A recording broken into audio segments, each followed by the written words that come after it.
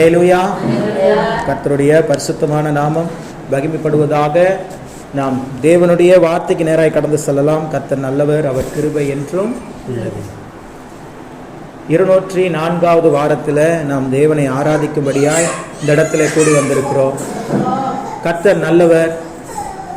ஏன்னா இத்தனை நாட்களும் தேவன் நம்மளை நடத்தி வந்த விதங்கள், தேவன் நம்மளை நடத்தி வந்த பாதைகள் அனைத்திற்காகவும் நாம் தேவனுக்கு நன்றி செலுத்த வேண்டும். அல்லேலூயா.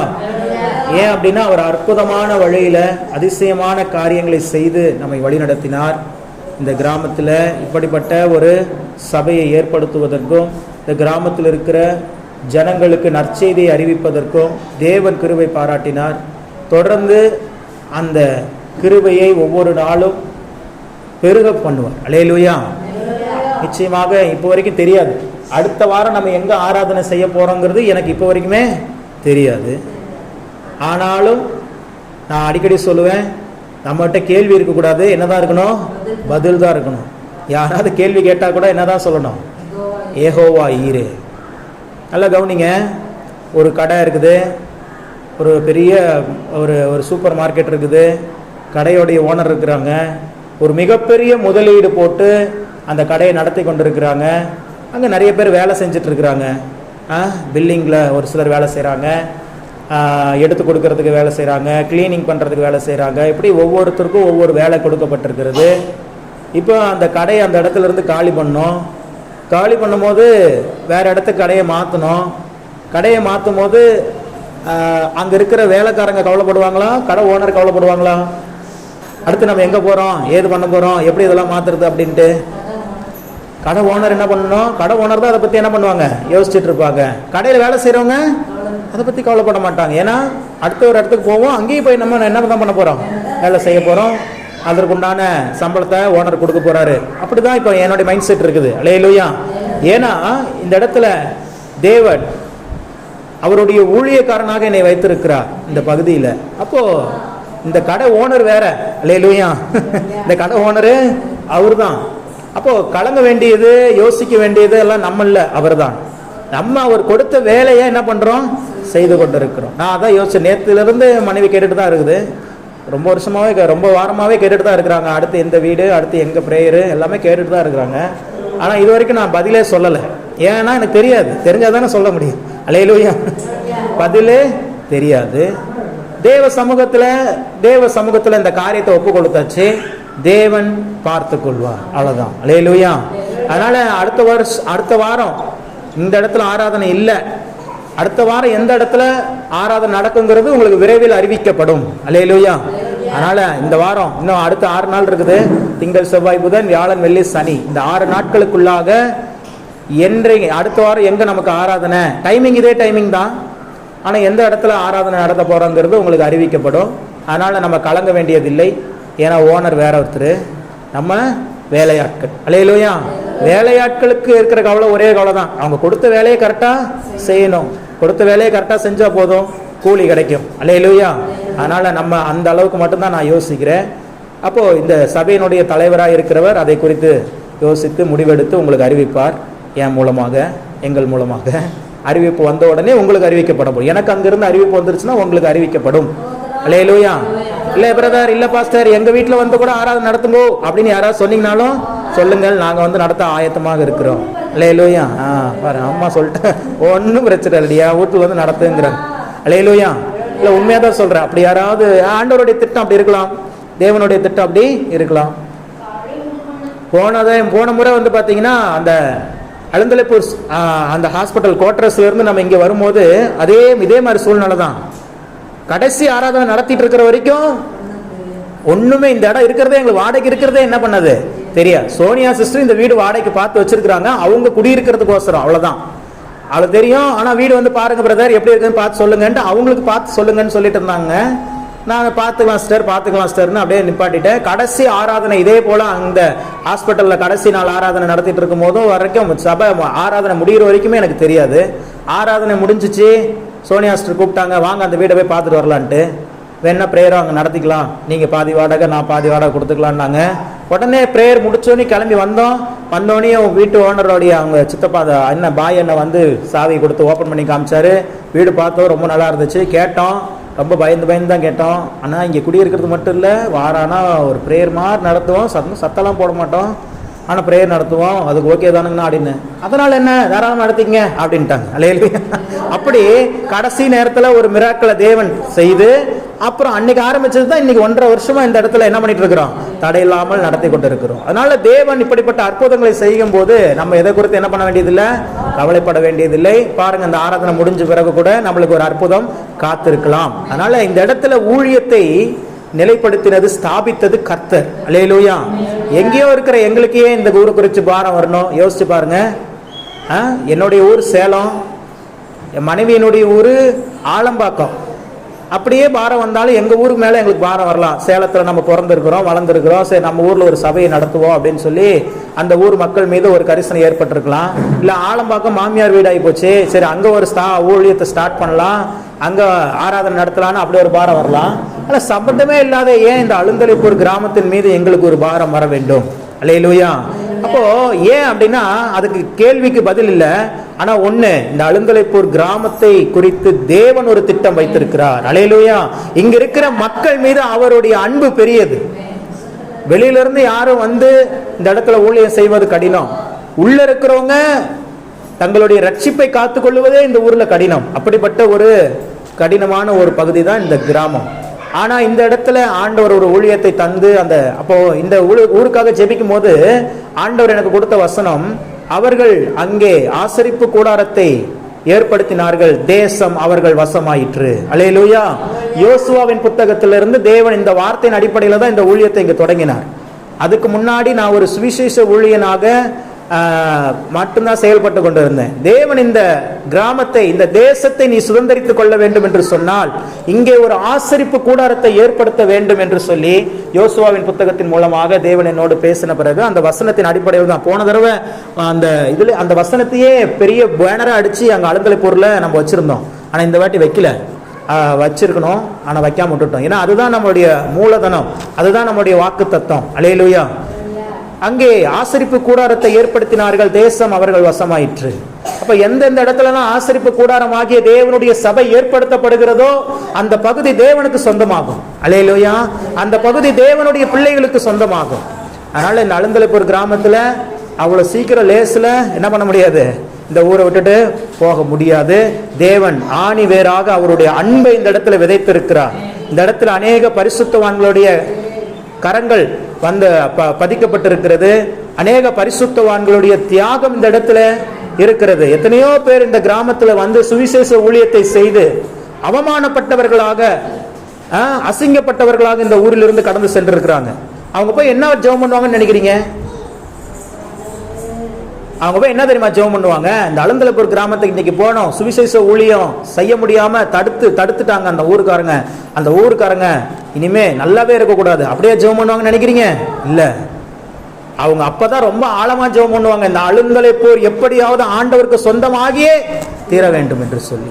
அப்படியெல்லாம் எத்தனையோ பேர் வந்து சுவிசேஷ ஊழியம் செய்ய முடியாம இங்க ஊர் மக்களால, இங்க இருக்கிற தலைவர்களால ஓடப்பட்டு தடுக்கப்பட்டு அவர்களுடைய கண்ணீரின் பாரமுள்ள அந்த ஜெபத்திற்கு பதிலாகத்தான் இந்த சபையை தேவன் இடத்துக்கு தந்தார்.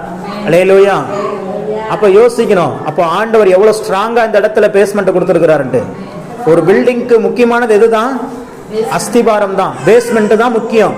அஸ்திபாரம் எந்த அளவுக்கு ஆழமாக இருக்கிறதோ, அஸ்திபாரம் எந்த அளவுக்கு ஸ்ட்ராங்காக இருக்கிறதோ அந்த அளவுக்கு மேல எத்தனை கட்டடம் வேணாலும் கட்டிட்டே இருக்கலாம். அல்லேலூயா.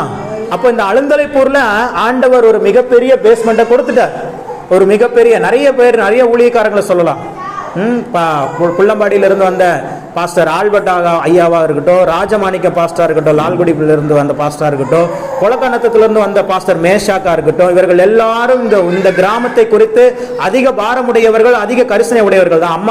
அம்மா சபைக்கு செல்லுகிற பெரம்பலூர்ல இருந்து வருகிற பிரதர்ஸா இருக்கட்டும், அவங்க டிபிஎம் ஊழியக்காரங்களா இருக்கட்டும், எல்லாருமே இந்த ஊரை குறித்து மிகுந்த பாரமுடையவர்கள். இந்த ஊருக்காக அதிகமாய் செபித்துக் கொண்டு இருக்கிறாங்க, இப்பவும் செபித்துக் கொண்டு இருக்கிறாங்க. ஏன்னா அவங்களாம் இந்த ஊருக்கு வந்து ஊழியத்தை நிறைவேற்றினவர்கள், இந்த ஊருக்கு வந்து ஆண்டவருடைய அன்பை வெளிப்படுத்தினவர்கள், இந்த ஊருக்கு வந்து ஆண்டவருடைய சுவிசேஷத்தை சொன்னவர்கள், அவர்கள் இன்னைக்கு வரைக்கும் இந்த ஊருக்காக ஜெபித்து கொண்டிருக்கிறாங்க. அல்லேலூயா.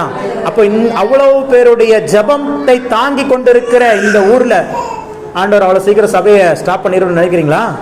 முடியவே முடியாது. எந்த சத்துருவாலையும் முடியாது, எந்த மனிதர்களாலேயும் முடியாது. ஆண்டவர் அவ்வளவு பெரிய ஒரு வல்லமையை இந்த பகுதியில தருகிற தேவனாக இருக்கிறார். ஆகவே இந்த அழுந்தலப்பூர் கிராமத்திற்காக நீங்கள் ஜெபிக்க வேண்டும். இந்த மாதிரி ஆராதனையில பேசுறதை தவிர்க்கணும். பிள்ளைங்க வந்து உங்ககிட்ட பேசினாங்கன்னா மண்டையில நறுக்குன்னு ஒரு கொட்டுக்க வைங்க. ஏன்னா அப்பதான் பிள்ளைங்களுக்கு தெரியும், ஓ ஆராதனையில பேசக்கூடாது போல இருக்குது அப்படின்னு. நான் அடிக்கடி என் மனைவிட்ட சொல்லலான்றப்ப நானே மறந்துடுவேன். பிள்ளைகளுக்கு தேவனுடைய பயத்தை எப்படி கொண்டு வரணும் அப்படின்னா இப்படிதான் கொண்டு வர முடியும். அவன் பேசுறான், எதுக்கு தான் பேசினாலும் சரி, நல்லது பேசினாலும் சரி, மண்டையில் நறுக்குன்னு ஒரு கொட்டுக்க வைங்களேன்.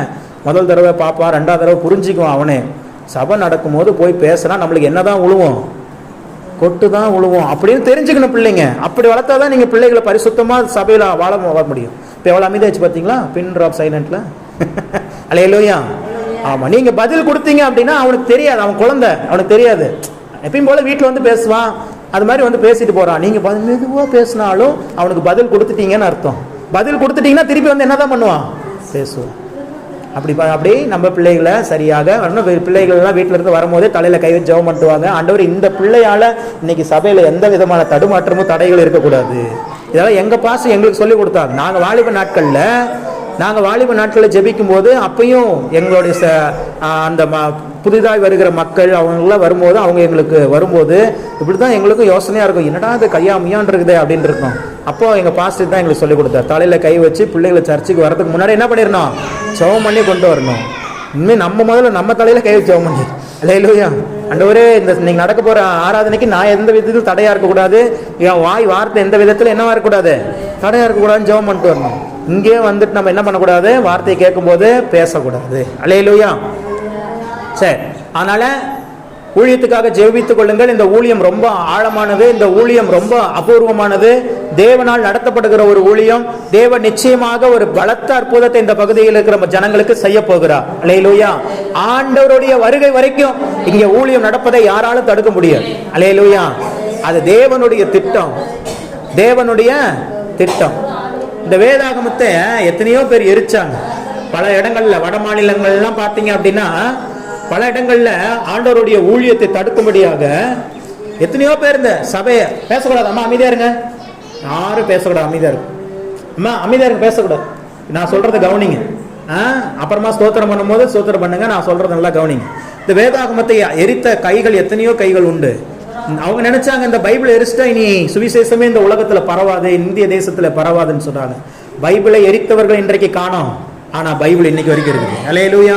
இன்னைக்கு வரைக்கும் உலக அளவில் அதிகமாய் ஒவ்வொரு நாளும் அச்சிடப்படுகிற ஒரே புத்தகம் வேதாகம் தான். இன்னைக்கு வரைக்கும் அதை யாராலையும் மாற்ற முடியவில்லை. ஏன்னா அது ஆழமான திட்டம். தேவனுடைய வார்த்தை தேவனுடைய வருகைக்கு முன்பதாக பூமியின் கடைசி பரியந்தம் இருக்கிற எல்லா ஜனங்களுக்கும் போய் சேர வேண்டும் என்பது தேவனுடைய திட்டம். மனிதர்களால் அது ஒரு குறிப்பிட்ட டெம்பரரியா வேணா அதை தடை பண்ணலாமே ஒழிய முழுமையாய் தடை பண்ணிவிட முடியாது. அதான் பாட்டு பாடினார் மோசஸ், அவன் வெட்ட வெட்ட வளருவான், கொட்ட கொட்ட உயருவான். கிறிஸ்தவனை டிஸ்டர்ப் பண்ணாத, அவனை அசால்ட்டாக எண்ணி விடாத. முட்டி போட்டு ஜெபிச்சானுன்னா நீ முதுக காட்டி ஓடிடுவ. இதெல்லாம் பாட்டெல்லாம் அனுபவ பாட்டு. அல்லேலூயா. அதனால ஆண்டவர் நல்லவர், எல்லாவற்றிற்காகவும் எல்லாவற்றிலேயும் ஸ்தோத்திரம் செய்யுங்கள். இப்ப நான் என்ன பிரதர் பண்றது, எல்லாவற்றிலேயும் ஸ்தோத்திரம் செய்யுங்கள். அப்படி செய்வதே உங்களை கிறிஸ்து இயேசுக்குள்ள உங்களை குறித்த தேவனுடைய சித்தமாயிருக்கு. எல்லாவற்றிற்காக குழம்பக்கூடாது, கவலைப்பட்டுறக்கூடாது, வருத்தப்பட்டுறக்கூடாது, திகச்சே போயிடக்கூடாது. ஸ்தோத்திரம் மட்டும்தான் பண்ணணும். அல்லேலூயா. ஏன் ஸ்தோத்திரம் பண்ண சொல்றாரு? அநேகருடைய ஸ்தோத்திரத்தினால என்ன பெருகும்? கிருபை பெருகிறோம். கிருபை பெருகுனுச்சுன்னா, கிருபை தான் இந்த வீடு கிடைச்சதெல்லாம். இத்தனை வருஷம் நம்ம ஊழியத்தை நடத்துறது கிருபை. ஆண்டவருடைய ஊழியனாக நான் இருப்பது கிருபை. தேவனுடைய வார்த்தை ஏற்றுக்கொண்டு விசுவாசிகளாக நீங்க இருப்பது கிருபை. எத்தனையோ பேருக்கு கிடைக்க பெறாத ஒரு விலையேற பெற்ற ஸ்லாக்கியத்தை தேவன் நமக்கு தந்திருக்கிறாரே. அல்லேலூயா.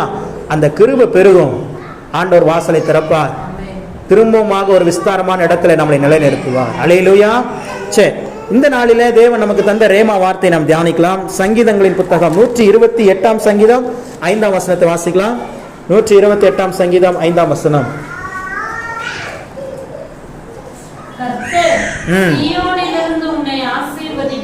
கர்த்தர் சீயோனிலிருந்து உன்னை ஆசீர்வதிப்பார்.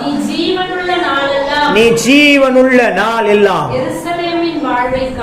எருசலேமின் வாழ்வை காண்பாய். கண்களை மூடி செபிப்போம். வார்த்தையாகிய தேவனே எங்கள் மத்தியிலே வெளிப்படும். பேசுகிறவர்கள் நீங்கள் அல்ல, பிதாவின் ஆவியானவரே உங்களிலிருந்து பேசுகிறார் என்று சொன்ன வார்த்தை கனப்படுத்தி அருளும். சொல்லும் அடியார்கள் கேட்கிறோம். திருவசனத்தை கேட்கிறவர்களாய் மாத்திரம் அல்லாமல் அதன்படி செயல்களாய் மாறங்களை அர்ப்பணிக்கிறோம். இயேசு கிறிஸ்துவின் நாமத்தில் பிதாவே, ஆமென். அல்லேலூயா. ஆண்டவருடைய வார்த்தை இந்த நாளில, நீ ஜீவனுள்ள நாளெல்லாம் எருசலேமின் வாழ்வை காண்பாய். அல்லேலூயா. நீ ஜீவனுள்ள நாளெல்லாம் என்ன வாழ்வு?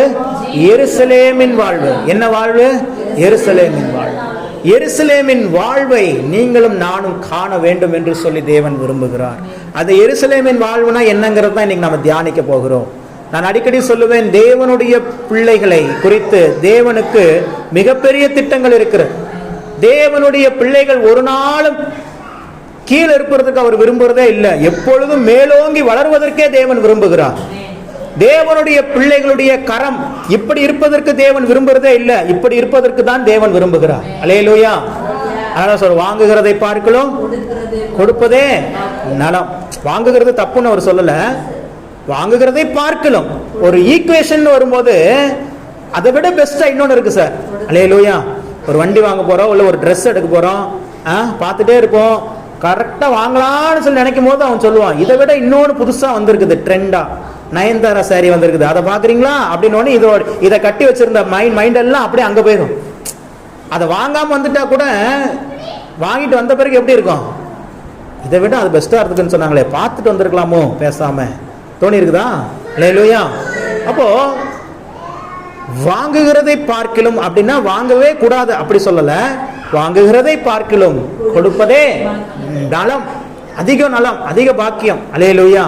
அப்போ தேவனுடைய பிள்ளைகள் கொடுக்கிறவர்களா இருக்கணும் அப்படின்னா அவங்க வாழ்க்கையில குறைவுகள் இருக்கக்கூடாது, நிறைவு இருந்தா தான் நீங்க கொடுப்பீங்க. அப்படித்தானே? நம்ம வாழ்க்கையில குறைவுகளே இல்லை, நிறைவா இருக்குது, நிறைஞ்சிருக்குது. யோசேப்பை கொண்டு தேவன் தேசங்களை போஷிக்கிறார். அல்லேலூயா. எகிப்து தேசத்துக்கு அடிமையாக சென்ற யோசேப்பு இப்போ அதிபதியாய் மாறிவிட்டான். அந்த இடத்துல என்ன உண்டாயிருச்சு? நிறைவு உண்டாயிருச்சு. சொல்லுங்க, நிறைவு உண்டாயிருச்சு. சேர்த்து வச்சுட்டான் தானியங்களை. இப்ப தேசங்கள் எல்லாம் பஞ்சம் வந்து நிக்கிறாங்க யோசேப்பு முன்னாடி. அவன் ஒரு காலத்துல அடிமையா இருக்கும் போது, சிறைச்சாலையில் இருக்கும் போது சாப்பாட்டுக்காக அவனு என்ன பண்ணிட்டு தான் இருந்தான், அப்படி நின்றுட்டு தான் இருந்தான். எனக்கு சாப்பாடு கொடுங்க, எனக்கும் கொடுங்க, எனக்கும் இப்படி நின்றுட்டு இருந்தான். ஆனா இன்னைக்கு அவன் அதிபதியாக மாற்றப்பட்ட பிறகு இன்னைக்கு அவன்கிட்ட வந்து தேசத்தின் ராஜாக்கள் வந்து நிக்கிறாங்க. அல்லேலூயா. யாக்கோபு சாதாரணமான ஆள் இல்ல. யோசேப்பினுடைய அப்பா, அவனுடைய அண்ணன்கள்லாம் சாதாரணமான ஆட்கள் கிடையாது. வாக்கு தத்தத்தை பெற்ற சந்ததி, மிகுந்த பலத்த ஆசீர்வாதங்களுக்கு சொந்தக்காரர்களா இருக்கிறான். அவங்களே ஒரு காலகட்டத்துல யோசேப்பின் இடத்துல வந்த நிக்க வேண்டிய சூழல் வந்துச்சு. அல்லேலூயா. நான் சொல்றேன், இன்னைக்கு நம்மளுடைய சூழல் வேணா ரொம்ப வித்தியாசமா இருக்கலாம். ஒரு நாள் வருகிறது நாம் அதிபதியாய் மாறுகிற அந்த அனுபவம். அல்லேலூயா. அப்போ நம்மளை குறித்து ஏளனமாய் பார்த்தவர்கள், நம்மை குறித்து ஏளனமாய் பேசியவர்கள் எல்லாம் அப்ப நம்ம முன்னாடி இப்படி வந்து நிற்பாங்க. அல்லேலூயா. அப்போ உங்க கரங்கள், என்னையா அப்படி பேசினா உனக்கு கிடையாது போ, அப்படி இருக்கக்கூடாது. யோசேப்பு எப்படி இருந்தாரு? அள்ளி கொடுத்தான், மூட்டை மூட்டையா கட்டி கொடுத்தான். காரணம் என்ன தெரியுமா? அதுதான் தேவனுடைய அன்பு. அல்லேலூயா. யோசேப்பு இப்ப என்ன வந்துருச்சு? நிறைவு வந்துருச்சு. பயங்கரமான செல்வ செழிப்பா இருக்கிறான், வாழ்ந்து இருக்கிறான்.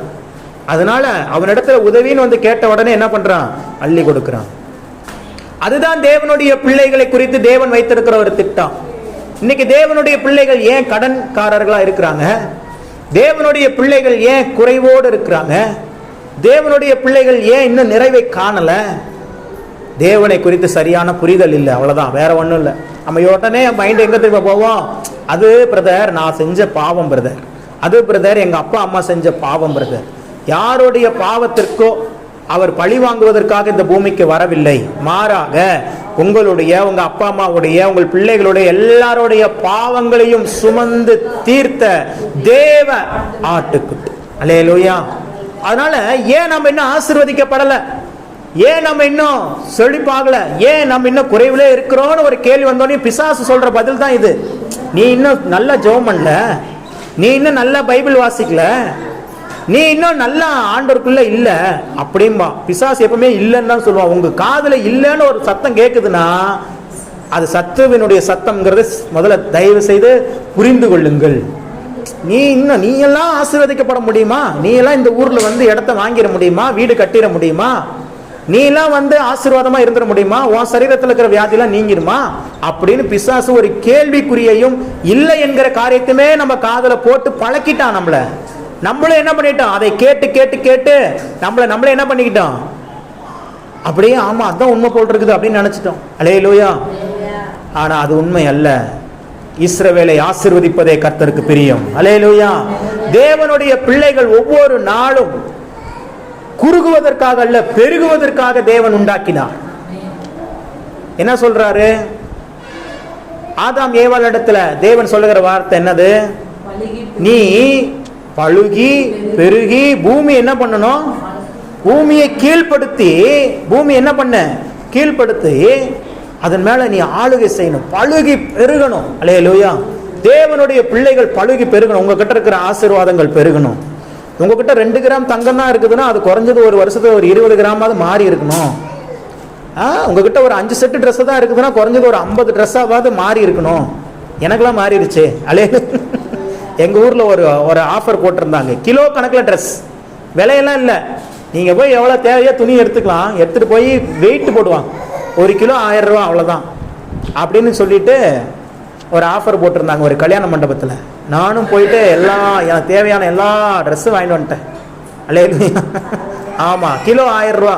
நீ எடுக்கிற துணி எவ்வளோ குவாலிட்டியா இருக்குது, அது காட்டனா, அது கலரா, அது வெள்ளையா, அது ஜீன்ஸா, அது நார்மலா, எதுவுமே இல்லை.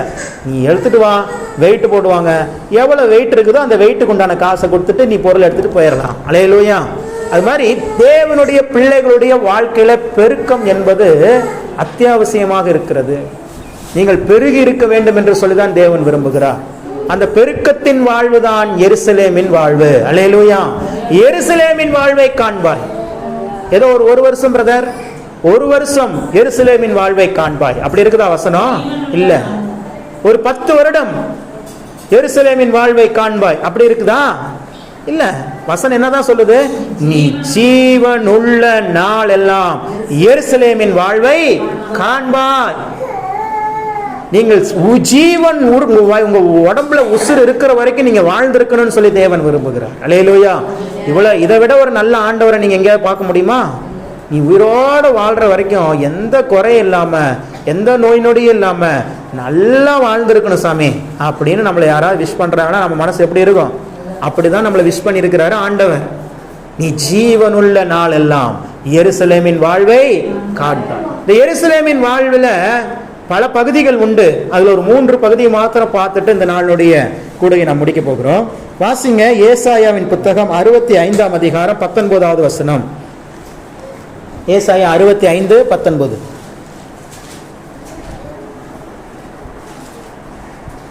நான் எருசலேமின் மேல் களிகூர்ந்து என் ஜனத்தின் மேல் மகிழ்ச்சியாய் இருப்பேன்.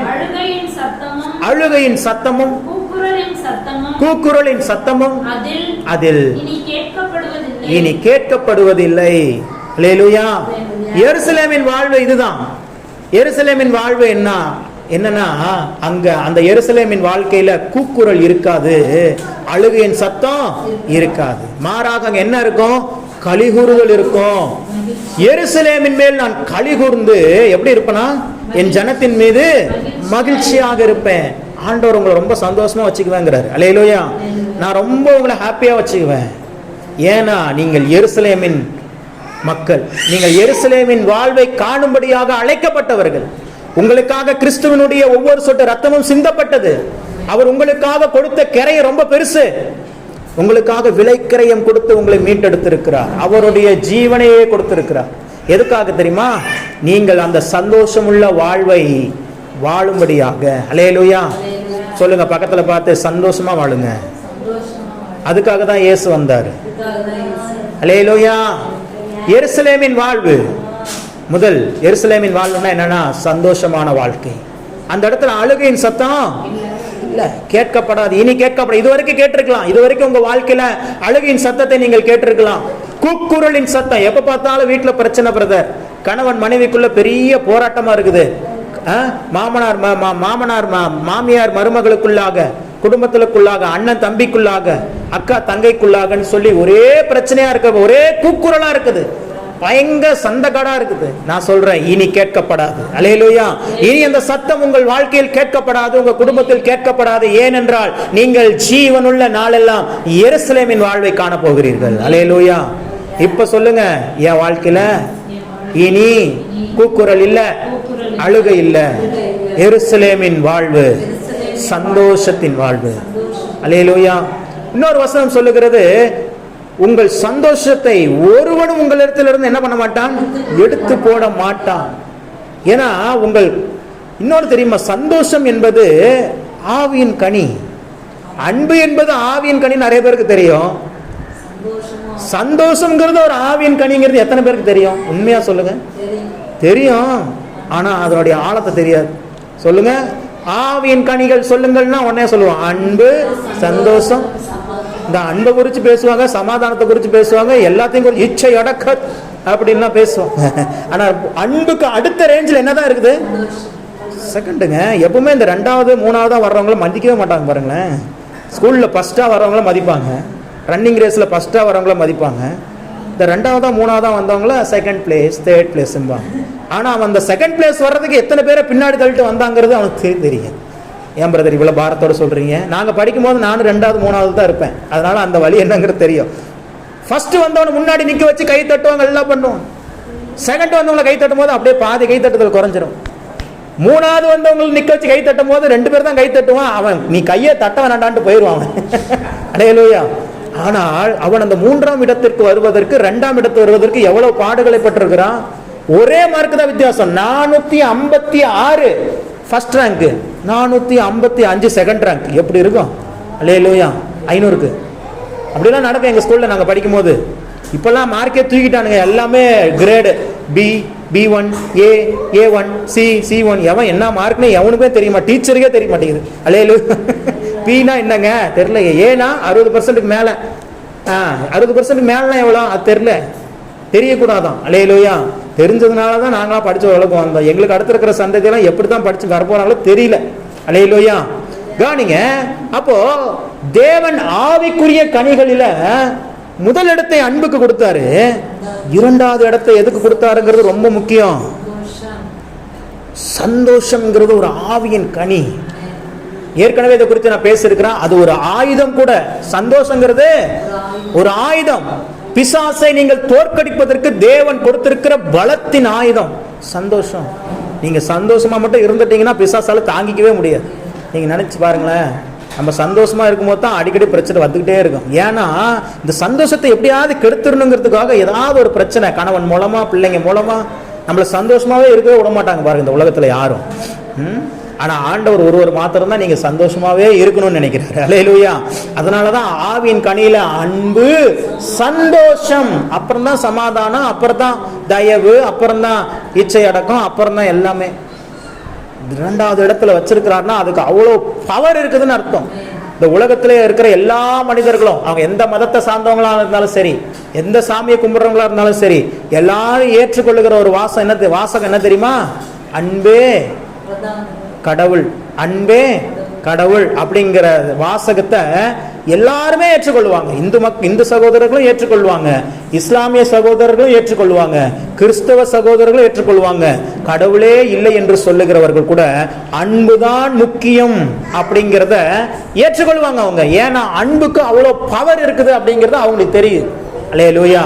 ஆனா அடுத்த பவர், அன்புக்கு அடுத்து எதுக்கு அதிக பவர் இருக்குதுன்னு கேட்டீங்கன்னா சந்தோஷத்துக்கு. அல்லேலூயா. இந்த சந்தோஷம் என்பது நம்மளா ஏற்படுத்திக்கிறது. இது அப்படியே தாவி வர்றதெல்லாம் இல்லை. சிரிங்க, இப்போ கொஞ்சம் சிரிங்களே, சிரிங்க. அம்மா தான் அழகா சிரிக்கிறா. சிரிங்க பாப்பா. சிரிச்சிங்களா? எப்படி சிரிச்சிங்க? சிரிப்பதுக்கு உண்டான எந்த ரீசனுமே இல்லை, ஆனா சிரிச்சோம். ஏன்னா இந்த சந்தோஷத்தை உங்களால கொண்டு வர முடியும் அப்படிங்கறத நான் பிராக்டிகலா கொண்டு வந்து காமிச்சேன். இன்னைக்கு நிறைய பேர் சொல்றாங்களா, பிரதர் என்னால மகிழ்ச்சியாவே இருக்க முடியல பிரதர். எப்படி சிஸ்டர் முடியாம இருக்கும்? எப்படி முடியாம இருக்கு? கண்டிப்பா முடியும். அல்லேலூயா. மனம் இருந்தால் மார்க்கம் உண்டு. நீங்க நினைச்ச சந்தோஷமா இருக்கலாம். இந்த கவலைகளை குறிக்காம, இந்த கவலைகளை நினைக்காம, இந்த பிரச்சனைகளை நினைக்காம, கடவுளை மட்டும் நினைச்சு கடவுள் ஆண்டவர் அனைத்தையும் பார்த்து கொள்வார் நீங்க இருந்தீங்கன்னா நீங்க மகிழ்ச்சியா இருக்க முடியும். அல்லேலூயா. என் வாழ்க்கையில் இல்லாத பிரச்சனையா? எத்தனை பிரச்சனைகளின் வழியாக நான் நடந்து வருகிறேன்னு உங்களுக்கு தெரியாது. எத்தனை பாதைகளின் வழியாக நான் கடந்து வந்து கொண்டிருக்கிறேன்னு தெரியாது. எல்லா சூழ்நிலைகளிலும் எல்லா பக்கத்திலும் நெருக்கடி. வசனம் தாவீது குறித்து சொல்லுகிறார், ஆவியானவரே சொல்றாரு, தாவீது மிகவும் நெருக்கப்பட்டான். எங்க இருக்குது வசனம்? சாமுவேல்ல இருக்குது.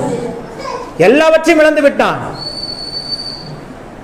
எதிரி ஜனங்கள் வந்து தாவீதும் தாவீதுடைய அந்த ராணுவ வீரர்களும் இல்லாத நேரத்தில் உள்ள வந்து மனைவி, அவங்க எல்லாருடைய மனைவிகள், பிள்ளைகள், ஊர்ல வீட்டுல இருக்கிற பொருள், நகை எல்லாத்தையும் தூக்கிட்டு போயிட்டான். இப்போ வந்து தாவீது நிக்கிறான். தாவீது அழுகிறான், அழுதுகிட்டே இருக்கிறான். அழுவதற்கு பலன் இல்லாம போற வரைக்கும் என்ன பண்ணிட்டு இருக்கிறான்? அழுதுட்டே இருக்கிறான். அதை பார்த்துட்டு தான் ஆவியானவர் எழுதி வைக்கிறார், தாவீது மிகவும் நெருக்கப்பட்டான்.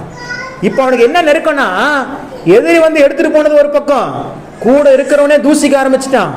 யோ தாவீது ஒன்னாலதான், யார் சொல்றான்? கூட இருக்கிற ராணுவ வீரர்கள்லாம் சொல்ல ஆரம்பிச்சிட்டாங்க, ஒன்னாலதான் இப்ப என் மனைவி பிள்ளைகள் எல்லாம் அங்க போயிட்டாங்க, உன்னைய கல்லெறிய வேண்டும் என்று முடிவு செஞ்சுட்டாங்க. தாவீது இவ்வளவு நாள் ராஜா ராஜா ராஜான்னு முன்னாடி நின்றுட்டு இருந்தாங்க, இப்ப அதே ராஜாவை கல்லெறிந்து கொலை செய்யலாங்கிற முடிவுக்கே வந்துட்டானுங்க. ஏன்னா அவ்வளவு துக்கம், அவ்வளவு பிரச்சனை, எல்லாவற்றையும் இழப்பு. அந்த நேரத்துல தான் தாவீதை குறித்து ஆவியானவர் எழுதி வைத்திருக்கிற வார்த்தை, தாவீது மிகவும் நெருக்கப்பட்டான். ரொம்ப அழுதுட்டான், ரொம்ப நெருக்கப்படுறான்னு தெரிஞ்சிச்சு. ஆனா தாவீதுட்டு இருந்தா அப்போ இன்னொரு விஷயம், இன்னொரு ரியாக்ஷன் ஒன்று வெளிப்படுது. என்ன தெரியுமா? தாவீது தன் தேவனாகிய கர்த்தருக்குள்ளே தன்னை திடப்படுத்தி கொண்டான். அல்லேலூயா. அந்த அனுபவத்துக்கு வரணுங்க, அந்த அனுபவத்துக்கு வரணும். கிறிஸ்தவ வாழ்க்கைங்கிறது எல்லாமே நிறைவில் இருக்கிற வாழ்க்கை இல்ல. பிரச்சனைகள் நிறைந்ததுதான், போராட்டங்கள் நிறைந்ததுதான், வெட்கங்களும் அவமானங்களையும் சந்திக்க வேண்டிய சூழ்நிலைகள் வரும். ஆனால் அவைகள் எல்லாவற்றிலும் தன் தேவனாகிய கர்த்தருக்குள் எவன் ஒருவன் தன்னை திடப்படுத்திக் கொள்ளுகிறானோ அவன் சகலத்தையும் திருப்பிக் கொள்வான். அல்லேலூயா. இப்ப அந்த ஸ்டேஜ்ல தான் நாங்க இருக்கிறோம். எல்லாம் இழந்தாச்சு, எல்லா சூழ்நிலைகளும், உட்காருங்க, எல்லா சூழ்நிலைகளும் வேற மாதிரி வந்துருச்சு. நான் கத்தனோடனே அந்த அம்மா ஜெபம் பண்ணான்னு, ஜெபம் முடிஞ்சிருச்சுன்னு நினைச்சிட்டாங்க போட்டுருக்குது. ஏன்னா அவங்க ரொம்ப நேரம் தூங்கிட்டு இருந்தாங்களா, திடீர் என்று கத்துறார்கள். சரி சபை முடிஞ்சிருச்சு போட்டுருக்கு, அந்த அம்மா எந்திரிச்சு முன்னாடி வந்துட்டாங்க, ஜெபம் பண்ண. அல்லேலூயா. ஆமா, சபை நடத்துற அந்த செய்தி கொடுக்குறவங்களாம் இந்த ட்ரிக்ஸ் எல்லாம் தெரிஞ்சுங்கம்மா. இப்படித்தான் இருக்கும். திடீர்னு யாராவது தூங்கிட்டு இருந்தாங்கன்னா அப்படி கத்திருங்க, கத்துனீங்கன்னா அவங்க எந்திரிச்சிருவாங்க. அல்லேலூயா. தாவீது நெருக்கப்படுவது தேவனுக்கு தெரியும், அவன் இழக்க போவது தேவனுக்கு தெரியும். இவைகள் எல்லாம் மத்தியிலும் கூட இருந்தவங்களே அவனை திட்டுவாங்கிறதும் தேவனுக்கு. இப்ப ஏன் பிரதர் இவ்வளவு கத்துறீங்க, வேற யாரும் தூங்கலையா அப்படிங்கிறீங்களா? இப்படி எல்லாம் சொன்னாதான் கொஞ்சம் மனசுல பதியும். அல்லேலூயா. தெரியும், தெரிஞ்சாலும் ஆண்டவருக்கு இன்னும் ஒன்னே ஒண்ணு தெரிய வேண்டியது இருக்குது. இந்த சூழ்நிலையில என் தாவீது என்னுடைய சமூகத்துக்கு வர்றானா, என்கிட்ட அவன் எப்படி ரியாக்ட் பண்றான் அப்படிங்கிறத பார்க்கணுங்கிறது மட்டும் ஏசப்பாக்கு தெரியாது. பாடுறா, எல்லாமே தேவனுக்கு தெரியும். ஆனா ஆண்டவருக்கு உங்களுடைய கடினமான பாதையில நீங்க எப்படி இருக்க போறீங்கிறது மட்டும் ஆண்டவருக்கு தெரியாது பாருங்க. அதை தெரியறதுக்காக தான் அந்த டைமை கொடுக்குறாரு. நான் யோசிப்பேன், ஏப்பா அந்த தாவீதை பாவம் இவ்வளவு சித்திரவதை பண்றீங்க, நான் மட்டும் தேவனா இருந்தேன்னா தாவீதை இவ்வளவு சித்திரவதையே பண்ண மாட்டேன் அப்படிலாம் நினைச்சுக்குவேன். படிக்கும் போது, பைபிள் படிக்கும் போது அப்பதான் ஆவியானவர் அதை உணர்த்துவார். இல்லப்பா, இல்ல, தாவீது எல்லாவற்றிலும் உருவாக்கப்பட வேண்டும். எத்தனை ஆயிரம் வருஷத்துக்கு முன்னாடி வாழ்ந்தாரு தாவீது. 2025 31 ஆகஸ்ட் மாசம் உட்காந்து பேசிட்டு இருக்கிறமே தாவீதை குறிச்சு. ஏன் அந்த அளவுக்கு அவன் உருவாக்கப்பட்டான், அவ்வளவு குவாலிட்டியா இருந்தான். அதனாலதான் இன்னைக்கு வரைக்கும் அவனை குறித்து பேசி கொண்டு இருக்கிறோம். யாராவது தாவீதை பார்த்திருக்கிறீங்க? தாவீது வம்சத்துல இருந்து யாருக்கா தெரியுமா? ஆனாலும் இன்றைக்கும் அவனை குறித்து பேசுகிறோம் என்று சொன்னால் அவன் தேவன் மீது வைத்த விசுவாசம் அவ்வளவு பெரியது.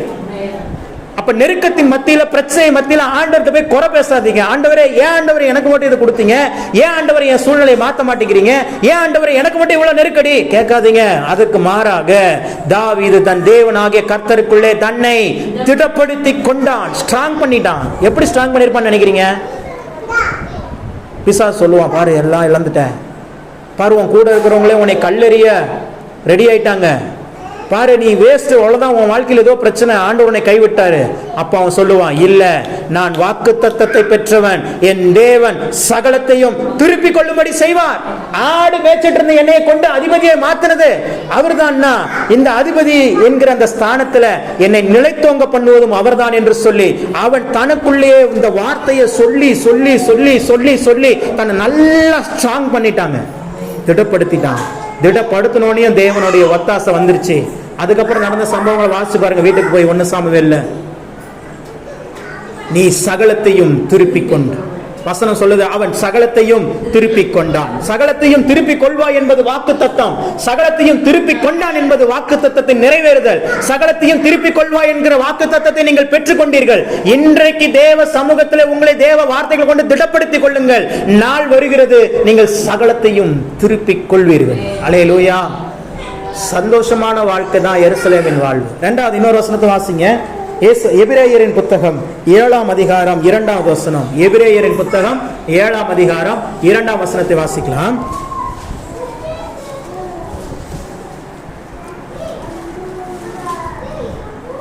இவனுக்கு ஆபிரகாம் எல்லாவற்றிலும் தசமபாகம் கொடுத்தான்.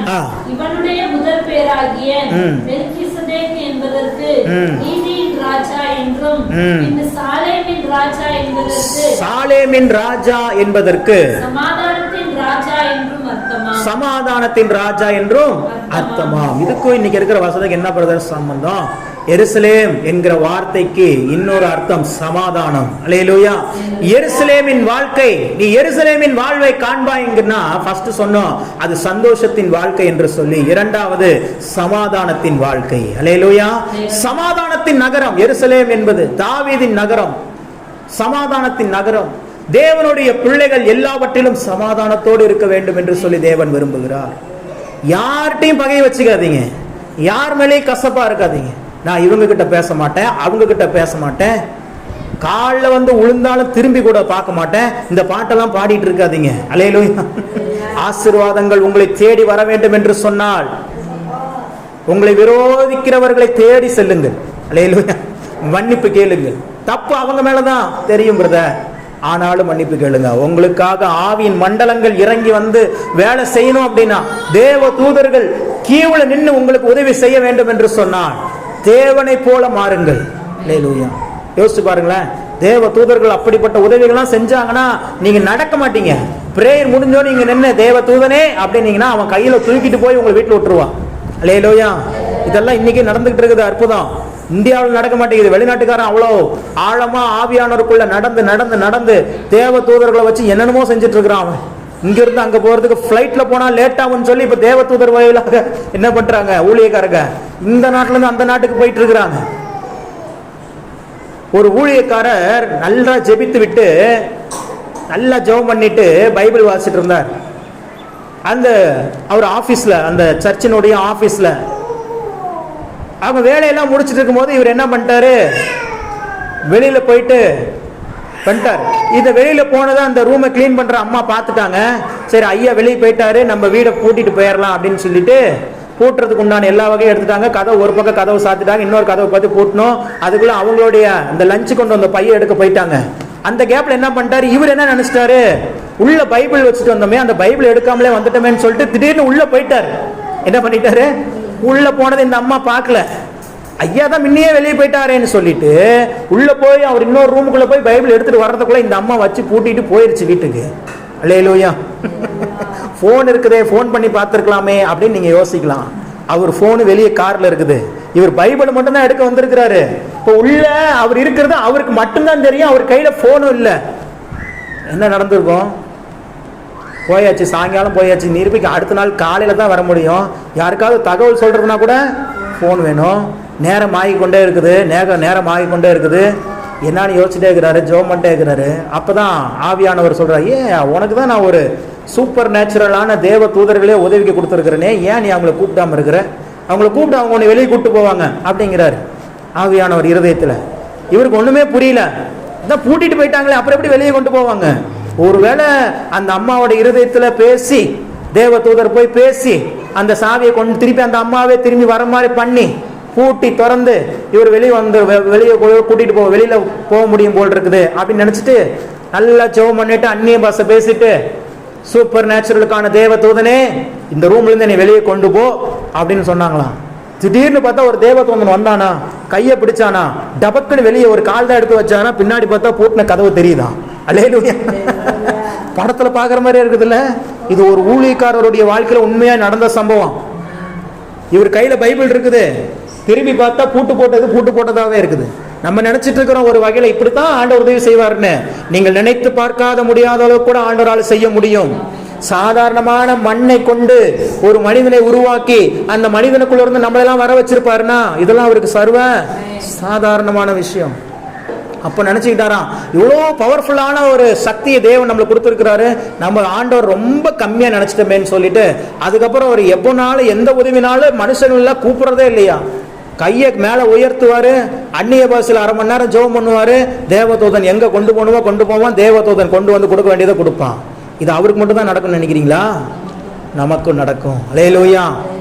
உன் விசுவாசம் பெரிது, நீ விரும்புகிறபடி உனக்கு ஆகக்கடும். உங்கள் விசுவாசம் ரொம்ப பெருசா இருக்கணும், அப்பதான் நீங்க விரும்புகிற காரியங்கள் உங்களுக்கு நடக்கும்.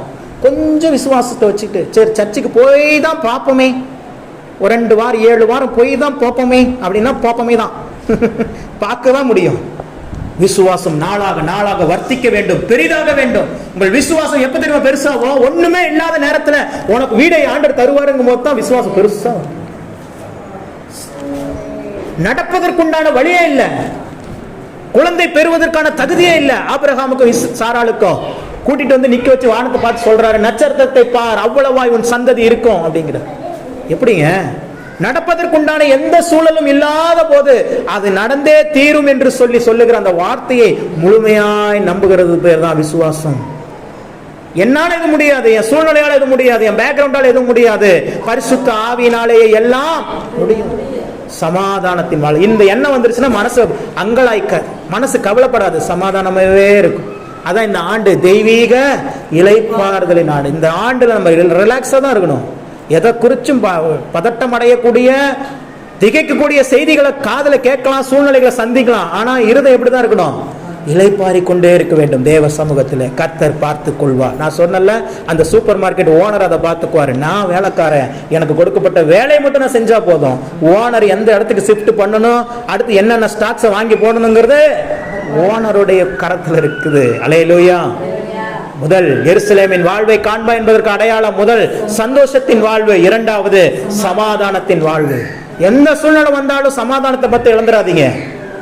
ஆண்டவர் சொல்றார், என்னுடைய சமாதானத்தையே உங்களுக்கு கொடுக்கிறேன், உலகம் கொடுக்கிற பிரகாரம் அல்ல, என்னுடைய சமாதானம். அவருடைய சமாதானத்தையே தேவன் நமக்கு தந்திருக்கிறார்.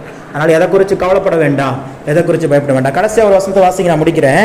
என்னாகமத்தின் புத்தகம் 13ஆம் அதிகாரம் 28ஆம் வசனம். என்னாகமத்தின் புத்தகம் 13ஆம் அதிகாரம் 28ஆம் வசனம். ஆனாலும் அந்த தேசத்திலே குடியிருக்கிற ஜனங்கள் பலவான்களும் பட்டணங்கள் அரணிப்பானவைகளும் போதும், மிகவும் பெரியவைகளுமாய் இருக்கிறது. மூன்றாவது, எருசலேமின் பட்டணம் அரணிப்பான பட்டணம், அது ஒரு அடைக்கல பட்டணம். அப்ப மூன்றாவது எருசலேமின் வாழ்க்கை அப்படின்னா என்னன்னா பாதுகாப்பின் வாழ்க்கை. அல்லேலூயா. பாதுகாப்பு நிறைந்த ஒரு வாழ்க்கை. இந்த மனைவி ஒரு சாட்சி சொன்னாங்கல்ல, ஒரு பஸ் டிரைவர், இதெல்லாம் நான் ரட்சிக்கப்பட்ட முதல் அந்த குறிப்பிட்ட காலத்திலே ஆண்டவன் சொல்லிக் கொடுத்தார். சம்பந்தமே இல்லாத, யாரு எங்க இருந்து எங்க பிறந்தாரு எங்க வளர்ந்தான்னு தெரியாத ஒரு டிரைவரை நம்பி ஒரு பிரயாணத்தை நம்ம செய்யறோம். கர்த்தரை நம்பி இந்த பிரயாணத்தை, இந்த வாழ்க்கை என்கிற பிரயாணத்தை செய்ய முடியாதா அப்படிங்கிற தீர்மானம் அப்பயே எனக்கு தோணுச்சு. அல்லேலூயா. அது உண்மை. பாதுகாப்பின் வாழ்க்கை என்ன ஆனாலும் சரி, எனக்கு பாதுகாப்பு என் கர்த்தர்.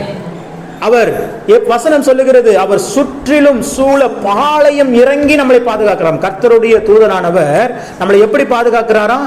சூழ பாளையம் இறங்கி அப்படியே நம்ம பக்கத்துல வந்து நம்மளை சுத்தி நின்று நம்மள எந்த விதமான பிசாசனுடைய கிரியைகளும் நம்ம வாழ்க்கையில, நம்ம குடும்பத்துல, நம்ம பிள்ளைகளுடைய வாழ்க்கையில வராதபடிக்கு பாதுகாத்து கொண்டே இருக்கிறாராம். அல்லேலூயா. அப்படிப்பட்ட ஒரு பாதுகாப்பு இந்த உலகத்துல வேற யாருக்குமே இல்லை, உங்களுக்கு எனக்கு மட்டும்தான் உண்டு. அல்லேலூயா. நீங்க போய் ஆஸ்பத்திரியில பாருங்க, பெரிய பெரிய பணக்கார ஆஸ்பத்திரிகள்லாம் வச்சிருப்பாங்களா, அங்க போய் பாருங்க, என்ன வியாதினே தெரியல, படுத்த படுக்கையா கிடக்குறான், நடக்க முடியல, பேச முடியல, பணங்கள் கொட்டி கிடக்குது, சொத்துக்கள் ஆஸ்திகள் இருக்குது, வர்றவங்க எல்லாம் கார்ல தான் வந்து பார்த்துட்டு போறாங்க. ஆனா அவனுக்கு வியாதி என்ன வியாதின்னு எந்த டாக்டராலையும் கண்டுபிடிக்க முடியல. ஆனால் தேவன் இன்றைக்கு உங்களை என்னைய நடக்க வச்சு உட்கார வச்சிருக்கிறார் பாருங்க. அல்லேலூயா. அதுதாங்க தேவன் நம் மீது வைத்த பாதுகாப்பு, அதுதான் தேவன் நம் மீது வைத்த அன்பு.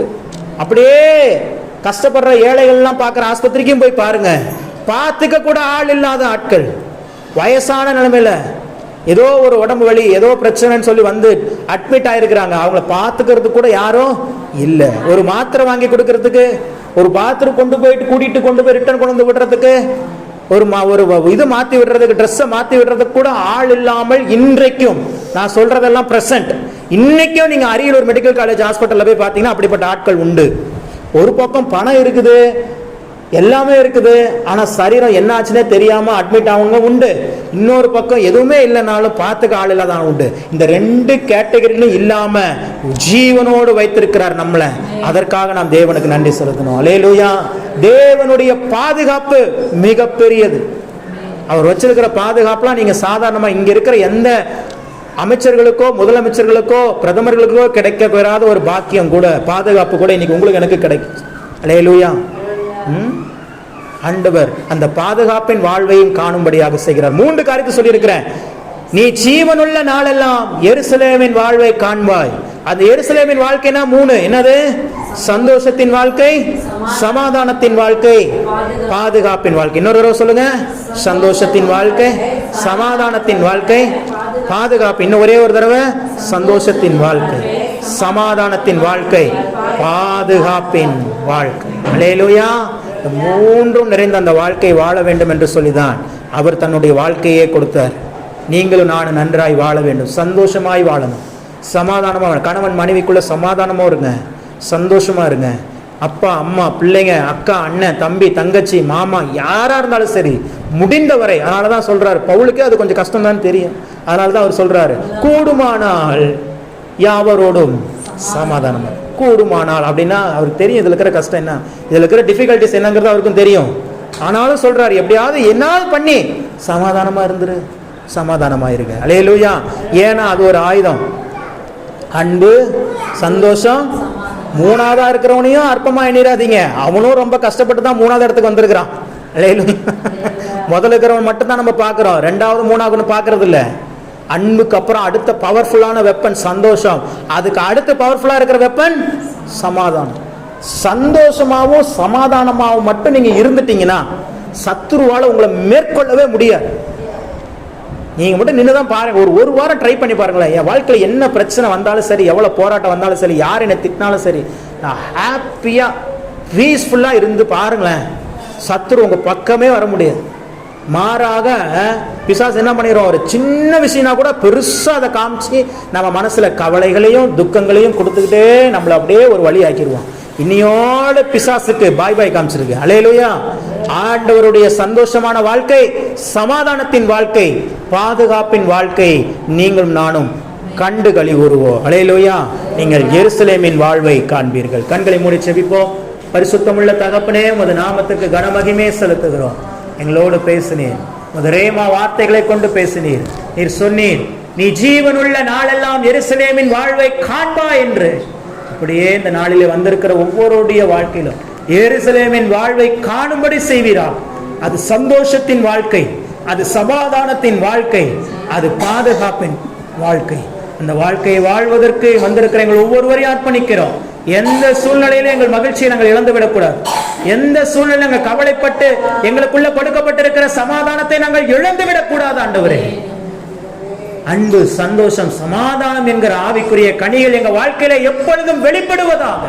வார்த்தை ஆன்லைன் மூலமாய் கேட்டுக்கொண்டிருக்கிற ஒவ்வொருடைய வாழ்க்கையிலும் எருசலேமின் வாழ்வு கட்டவிழ்க்கப்படுவதாக. I speak, I proclaim in the name of Jesus the life of Jerusalem, in the name of Holy God Jesus Christ. இயேசுவின் நாமத்தில் அதை பிரகடனப்படுத்தி ஜெபிக்கிறேன் நல்ல பிதாவே.